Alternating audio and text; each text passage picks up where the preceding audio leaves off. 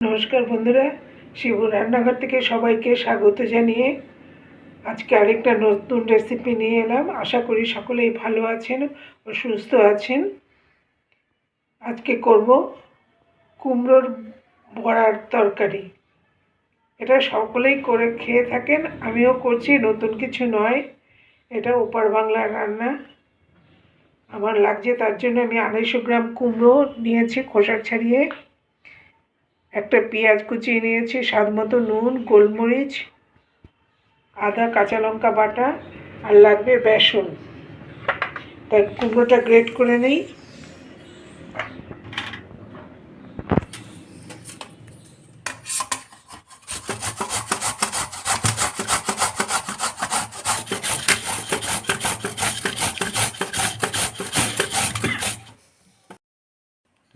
হয়ে গেল আমার কুমড়োটা গ্রেট করা। এবারে এটাকে মেখে নেব বড়া ভাজার জন্য। প্রথমেই স্বাদ অনুযায়ী নুন দিয়ে দিলাম, একটু গোলমরিচ গুঁড়ো দিলাম ঝালের জন্য, একটু পেঁয়াজ কুচি, একটা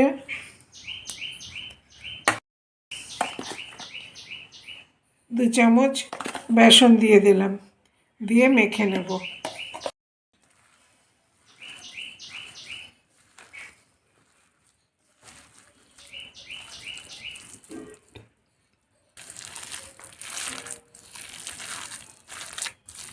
বড়াগুলো ভাজার জন্য সাদা তেল দিয়ে দিলাম, একটু বেশিই লাগবে, ছাকা তেলে এগুলো ভাজতে হবে।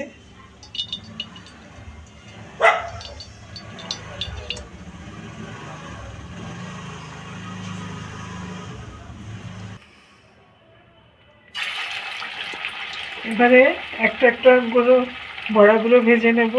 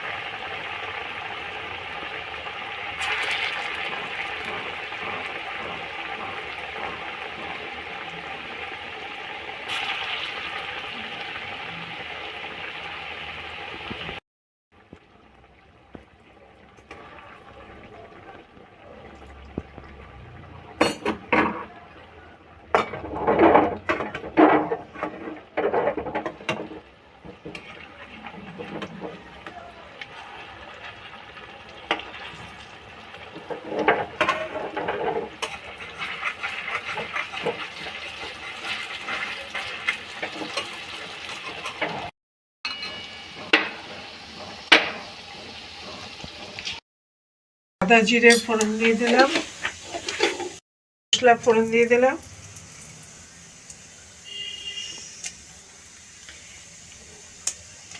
এলাচ, দারচিনি, লবঙ্গ,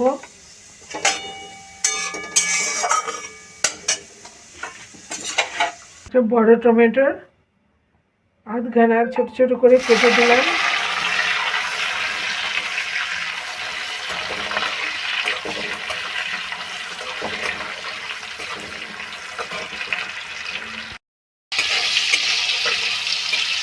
আদা লঙ্কাটা দিয়ে দিলাম,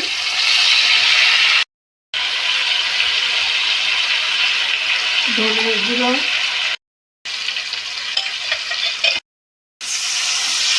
যাতে মশলাটা না পুড়ে যায়।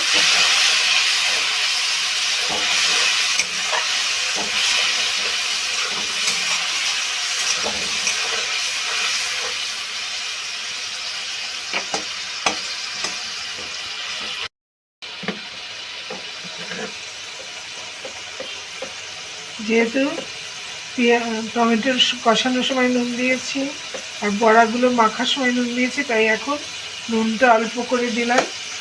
আমি একটু মিষ্টি প্রেমী, তাই একটু চিনিটা বেশি দেই, যেহেতু নিরামিষ তরকারি।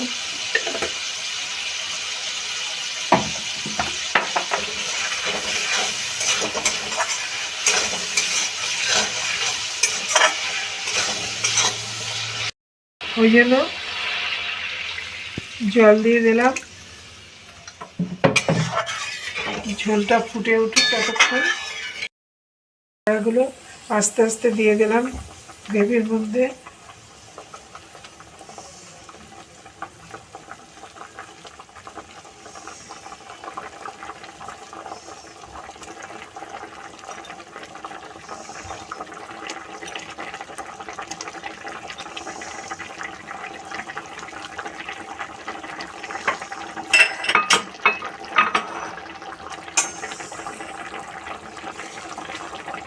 এই যে কুমড়োর এই বড়ার তরকারি রুটি, লুচি, ভাত সব কিছুর সাথেই চলে যায়। আর কুমড়োটা শারীরিক দিক থেকে মেয়েদের খাওয়া খুব জরুরি দরকার।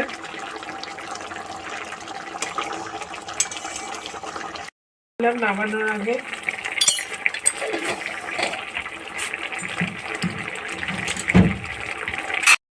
আমার কুমড়োর বড়ার তরকারিটা হয়ে গেল, এবার পরিবেশন করে দেব।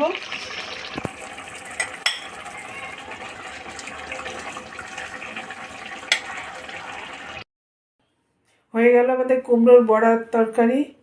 রুটি, লুচি, ভাত সব কিছুর সাথেই এটা ভালো লাগে। আপনারাও ঘরে খেয়ে আমাকে কমেন্টে জানাবেন। আশা করি এটা সকলেরই ভালো লাগবে। ভালো লাগলে একটু প্লিজ সাবস্ক্রাইব করে ও শেয়ার করে দেবেন বন্ধুবান্ধব, আত্মীয় পরিজনের মধ্যে।